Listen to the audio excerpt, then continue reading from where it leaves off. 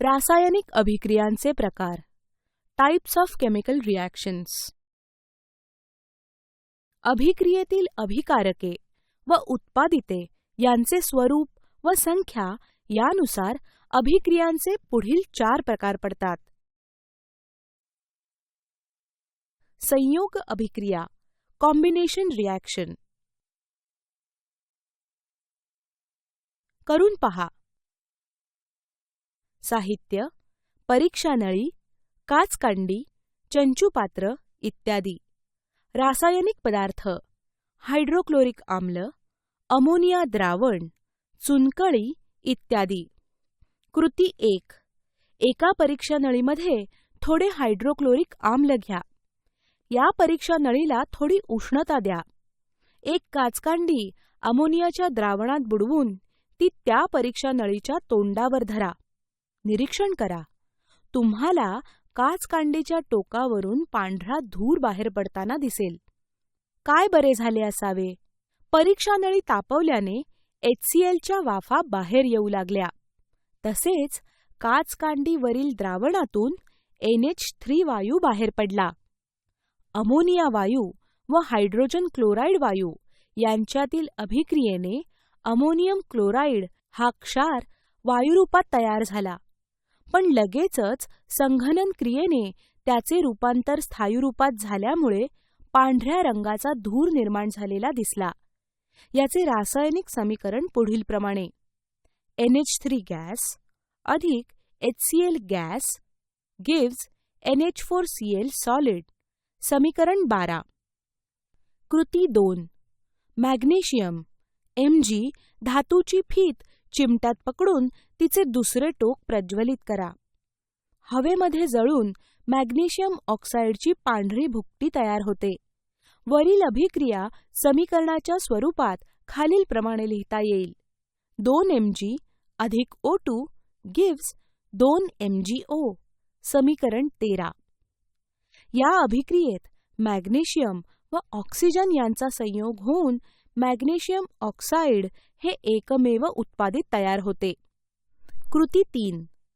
अर्धे चंचुपात्र भरेल इतके पाणी घ्या. त्यामध्ये चुनकळी म्हणजेच कॅल्शियम ऑक्साईड CaO चे काही खडे टाका. कॅल्शियम ऑक्साईड व पाणी यांच्या संयोगाने कॅल्शियम हायड्रॉक्साईड CaOH2 तयार होते व भरपूर उष्णता बाहेर पडते.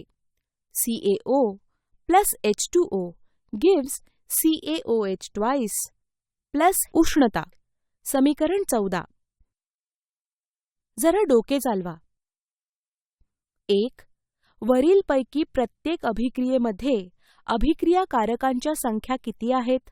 उत्तर: प्रत्येक अभिक्रियेमध्ये 2 अभिक्रियाकारके आहेत. 2.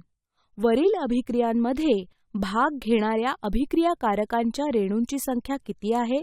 उत्तर: वरील 1 व 3 अभिक्रियांमध्ये अभिक्रियाकारकांचे 2 रेणू आहेत व अभिक्रिया 2 मध्ये 3 रेणू आहेत. 3. वरील अभिक्रियांमध्ये प्रत्येकी किती उत्पादिते तयार होतात? उत्तर: प्रत्येक अभिक्रियेमध्ये एकमेव उत्पादित तयार होते. जेव्हा एखाद्या अभिक्रियेत 2 किंवा अधिक अभिक्रियाकारकांचा रासायनिक संयोग होऊन एकच उत्पादित तयार होते, तेव्हा त्या अभिक्रियेस संयोग अभिक्रिया असे म्हणतात. अपघटन अभिक्रिया, डिकंपोजिशन रिॲक्शन. करून पहा. साहित्य: बाष्पन पात्र, बन्सीन बर्नर इत्यादी. रासायनिक पदार्थ: साखर, सल्फ्युरिक आम्ल इत्यादी. कृती: एका बाष्पन पात्रामध्ये थोडीशी साखर घ्या.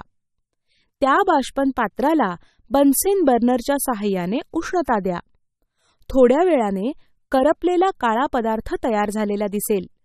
या कृतीत नेमके काय घडले असेल? वरील कृतीमध्ये एकाच अभिक्रियाकारकाचे म्हणजेच साखरेचे 2 पदार्थांमध्ये विभाजन झाले, C व H2O. C12H22O11 याला उष्णता दिली की आपल्याला मिळते 12C plus 11H2O. समीकरण 15. ज्या अभिक्रियेमध्ये एकच अभिक्रियाकारक असतो व त्यापासून 2 किंवा अधिक उत्पादिते मिळतात त्या अभिक्रियेला अपघटन म्हणतात. करून पाहूया. साहित्य: 2 परीक्षा नळ्या, वक्र नळी म्हणजेच बेंड ट्यूब, रबरी बूट्स, बर्नर इत्यादी. रासायनिक पदार्थ: कॅल्शियम कार्बोनेट, ताजी चुन्याची निवळी. कृती: एका परीक्षा नळीत थोडे कॅल्शियम कार्बोनेट घ्या. या परीक्षा नळीला रबरी बुचाच्या साहाय्याने वाकडी काचनळी बसवून नळीचे दुसरे टोक दुसऱ्या परीक्षा नळीत घेतलेल्या ताज्या चुन्याच्या निवळीत बुडवा. पहिल्या परीक्षा नळीतील कॅल्शियम कार्बोनेट बर्नरच्या साहाय्याने तीव्रपणे तापवा. चुन्याची निवळी दुधी झाल्याचे दिसेल.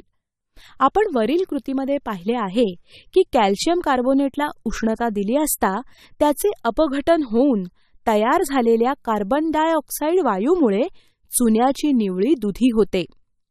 कॅल्शियम ऑक्साईडची भुकटी हे दुसरे उत्पादित पहिल्या परीक्षा नळीत शिल्लक राहते.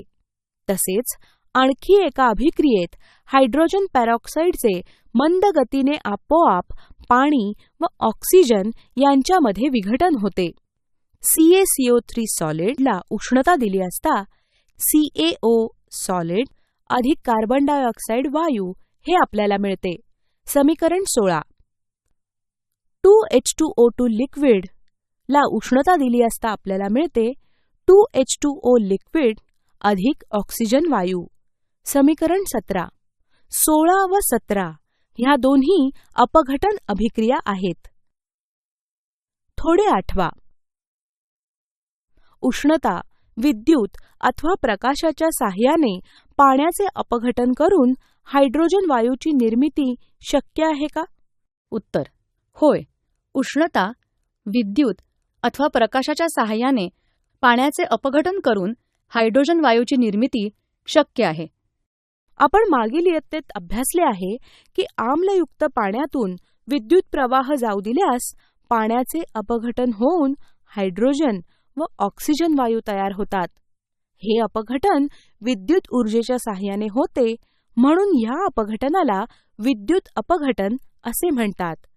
2H2O लिक्विड, आम्लयुक्त पाणी यातून विद्युत ऊर्जा सोडल्यास 2H2 गॅस अधिक O2 गॅस हे आपल्याला मिळते. समीकरण 18. ज्या रासायनिक अभिक्रियेत एकाच अभिकारकापासून 2 किंवा अधिक उत्पादिते मिळतात त्या अभिक्रियेला अपघटन अभिक्रिया असे म्हणतात. निसर्गात आपल्या अवतीभोवती अनेक विघटन डिग्रेडेशन प्रक्रिया सतत होत असतात. सेंद्रिय कचरा सूक्ष्म जीवांमार्फत विघटन पावून खत व जैविक वायू म्हणजे बायोगॅस तयार होतो. जैविक वायूचा उपयोग इंधन म्हणून करतात. विस्थापन अभिक्रिया, डिस्प्लेसमेंट रिॲक्शन.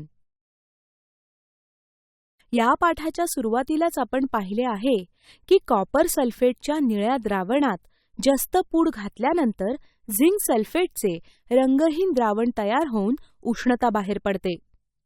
ह्या अभिक्रियेचे रासायनिक समीकरण 3 पहा. त्यावरून समजते की कॉपर सल्फेटमधील Cu2+ आयनांची जागा Zn अणूपासून तयार झालेले Zn2+ हे आयन घेतात व Cu2+ आयनांपासून तयार झालेले Cu अणू बाहेर पडतात. म्हणजेच Zn मुळे CuSO4 मधील Cuचे विस्थापन होते. जेव्हा एका संयुगातील कमी अभिक्रियाशील मूलद्रव्यांच्या आयनाची जागा दुसरे जास्त अभिक्रियाशील मूलद्रव्य स्वतः आयन बनवून घेते त्या रासायनिक अभिक्रियेला विस्थापन अभिक्रिया असे म्हणतात. कमी व जास्त अभिक्रियाशील मूलद्रव्यांविषयी माहिती आपण धातुविज्ञान या पाठात घेणार आहोत. जस्ताप्रमाणेच लोह व शिसे ही मूलद्रव्ये सुद्धा तांब्याला त्याच्या संयुगातून विस्थापित करतात. जरा डोके चालवा. पुढील अभिक्रिया पूर्ण करा. 1. CuSO4 aqueous अधिक Fe solid gives डॅश अधिक डॅश. उत्तर: CuSO4 जलीय अधिक FeS स्थायू यांच्या अभिक्रियेने प्राप्त होतात FeSO4 जलीय अधिक CuS स्थायू अधिक उष्णता. लोखंडाची पूड कॉपर सल्फेटच्या द्रावणात टाकली असता तांब्या कॉपरपेक्षा लोखंड आयन जास्त क्रियाशील असल्यामुळे ते कॉपर सल्फेटमधील कॉपर काढून टाकते व रंगहीन फेरस सल्फेट तयार होऊन उष्णता बाहेर पडते. 2. CuSO4 aqueous अधिक Pb solid gives dash अधिक dash. उत्तर CuSO4 जलीय अधिक Pb स्थायू यांच्या अभिक्रियेने प्राप्त होतात PbSO4 जलीय अधिक Cu स्थायू. शिसे कॉपर सल्फेटच्या द्रावणात टाकले असता कॉपरपेक्षा शिसे जास्त क्रियाशील असल्यामुळे ते कॉपर सल्फेटमधील कॉपर काढून टाकते. दुहेरी विस्थापन अभिक्रिया डबल डिस्प्लेसमेंट रिॲक्शन.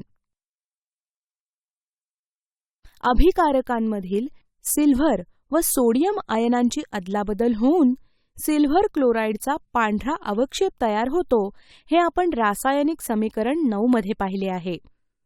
ज्या अभिक्रियांमध्ये अभिकारकांमधील आयनांची अदलाबदल होऊन अवक्षेप तयार होतो अशा अभिक्रियांना दुहेरी विस्थापन अभिक्रिया असे म्हणतात. बेरियम सल्फेटच्या BaSO4च्या द्रावणात तुम्ही पोटॅशियम क्रोमेट K2CrO4 घातले ती कृती 3 आठवा. 1. तयार झालेल्या अवक्षेपाचा रंग कोणता होता? उत्तर पिवळा अवक्षेप तयार होतो. 2. अवक्षेपाचे नाव लिहा. उत्तर अवक्षेपाचे नाव बेरियम क्रोमेट आहे. 3. अभिक्रियेचे संतुलित रासायनिक समीकरण लिहा. उत्तर संतुलित रासायनिक समीकरण BaSO4 जलीय अधिक K2CrO4 यांच्या अभिक्रियेने प्राप्त होतात BaCrO4 अधिक K2SO4. 4. ह्या अभिक्रियेला तुम्ही विस्थापन अभिक्रिया म्हणाल की दुहेरी विस्थापन अभिक्रिया? उत्तर ही दुहेरी विस्थापन अभिक्रिया आहे.